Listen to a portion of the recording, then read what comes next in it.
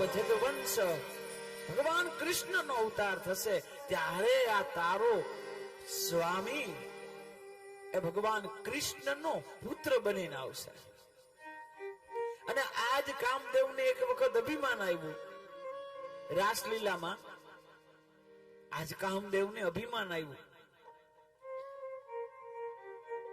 કે મેં ભોળાનાથની સમાધિ છોડાવી, મેં બ્રહ્માજીને દોડાવ્યા, નારદમાં સુંદરમાને બદલે બંદર બનાવ્યા, તો મારું જે શક્તિ છે. ત્યારે ભોળાનાથ એમ કીધું કે લાવ આ કામને અભિમાન છે ને. પછી કામને બોલાવ્યો અને શરદ પૂનમની એ રાત્રિને વિશે કામદેવને કીધું કે તને બહુ અભિમાન છે, તે ઋષિઓને સમાધિ છોડાવી છે, એકાંત નિતાંત શાંત બેઠેલા ઋષિઓની તે સમાધિ છોડાવી છે. હાલ આપણા બેનું યુદ્ધ થાય. કામદેવનું યુદ્ધ એ તીરથી, તલવારથી, સુદર્શનથી ન થાય. આ કામના યુદ્ધના તીરો કયા છે? મારણમ, મોહનમ ઇત્યાદિ કામદેવના એ તીરો છે. પુષ્પ ધનવા કામદેવ. કામનું યુદ્ધ પુષ્પ ધનવા, એને એમ કહેવાય પુષ્પ ધનવા કામદેવ.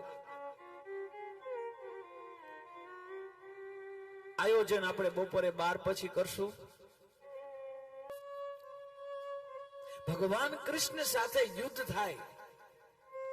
ભગવાને કીધું બે રીતે તારે મને હરાવવાનો છે. કાં તો હું એક રૂમમાં એકલો 1 વર્ષ સુધી રહી જાઉં અને હું ધ્યાન લગાડું અને તારું મારું ધ્યાન તોડાવવાનું છે.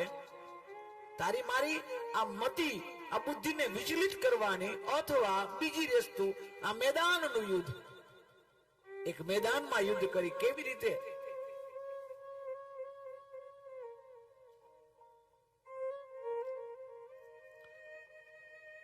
આ મેદાનનું યુદ્ધ કેવી રીતે હોય? તો કહે કે હું એકલો પુરુષ, હું એક પુરુષ 6 મહિના રાત્રિ સુધી, 6 મહિનાની રાત્રિ સુધી હું સ્ત્રીઓ સાથે ગલવૈયા કરીને એના ગળામાં હાથ નાખી અને હું નૃત્ય કરી અને ત્યારે તારી મનની મારી વૃત્તિને બદલાવાની છે. જો આ યુદ્ધમાં અને આમાં હું હારી જાઉં કદાચ, કૃષ્ણ કે કામદેવને કે તો હું તારા ઘરે દીકરો થઈને આવીશ, અને જો તું હારને તો તું મારા ઘરે દીકરો થઈને આવજે. કામદેવ કીધું આ બરોબર છે, આ યુદ્ધ મને ગમે છે, આમાં તો મારે કઈ કરવાનું ન હોય. અને એ યુદ્ધનો સ્વીકાર કર્યો ભગવાનનો કામદેવે.